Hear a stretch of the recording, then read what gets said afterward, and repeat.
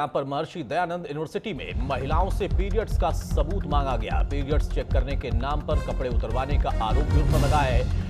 देर से आने पर महिला सफाई कर्मचारियों से बदसलूकी करने का भी आरोप लगा है। आरोपी 2 लोग हैं। सुपरवाइजर सस्पेंड उसको कर दिया गया। रोहतक के महर्षि दयानंद विश्वविद्यालय में महिला सफाई कर्मचारियों से बदसलूकी का मामला उजागर हुआ।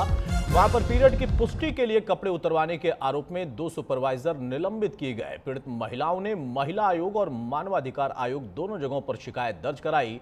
सुपरवाइजरों पर काम का दबाव बनाने और प्राइवेट पार्ट्स की फोटो मांगने का भी गंभीर आरोप लगा है। पीड़िताओं ने बताया कि 2 सुपरवाइजरों ने काम तेजी से न करने पर दबाव डाला। जब उन्हें बताया गया कि वो कुछ पीरियड से इस वक्त ग्रसित है तो उस वक्त उनसे सबूत के तौर पर न सिर्फ फोटो खिंचवाए गए बल्कि उसके साथ साथ कामकाज को लेकर भी लगातार उन पर दबाव रहता है, इस बात की भी शिकायत की गई है। इस बात का विरोध किया गया तो उनके साथ बदसलूकी की गई, उन्हें अपशब्द कहे गए, गालियां दी गई और नौकरी से हटाने की धमकी दी गई। दबाव के चलते महिलाएं सफाई कर्मी वो लगातार इसकी शिकायत कर रही हैं और अब मामला महिला आयोग के संज्ञान में भी है। बाकायदा वहां पर उनसे जवाब भी मांगा गया है।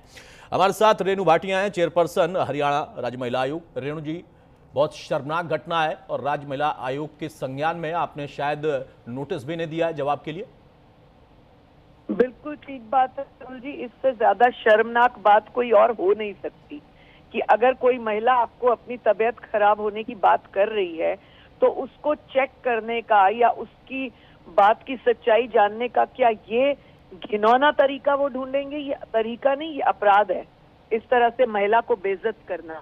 यदि उसने कहा कि उसकी तबीयत खराब है तो कोई और तरीका हो सकता था कि भाई आज बहुत जरूरी है, कुछ देर रह लो फिर चली जाओ, या फिर तुम आज जा रही हो तो 2 दिन के बाद फिर हम तुम्हारी छुट्टी ले लेंगे। कुछ भी इस तरह किया जा सकता था सिस्टम, बट इस तरह से उसको करवाना कि वो सच में इस तरह के पीरियड्स में है कि नहीं है, उसने क्या यूज किया है क्या नहीं यूज किया, इससे घटिया बात नहीं हो सकती। हम लोगों ने इसका संज्ञान लिया है।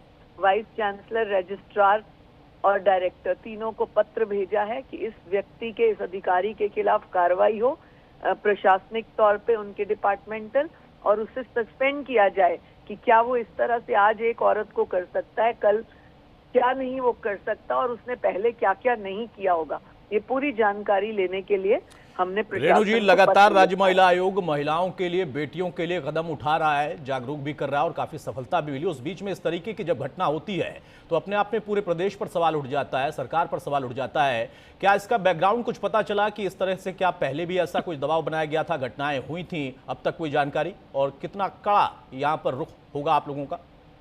देखिए, अभी तक तो अतुल जी पहले वाला कोई इतना पता नहीं लगा इस पर्टिकुलर व्यक्ति के बारे में, लेकिन हम लोग इस बात के पीछे हैं कि क्या इस व्यक्ति का स्वभाव ऐसा है, क्या किसी और औरत के साथ ये बदसलूकी, इस तरह की हल्की भाषा का प्रयोग करता है, तो वो महिला हमारे पास आकर गुप्त रूप से शिकायत दे सकती है। और हम लोग प्रशासन से भी पूछ रहे हैं, इनके वाइस चांसलर, रजिस्ट्रार से, कि ये जो आपका स्टाफ है इस तरह की घिनौनी औची हरकत कैसे कर सकता है, लेकिन फ्यूचर में कोई ऐसे ना करे, इसलिए अभी उनके साथ कड़ी कार्रवाई, सख्ती बरतना बहुत जरूरी है अतुल जी।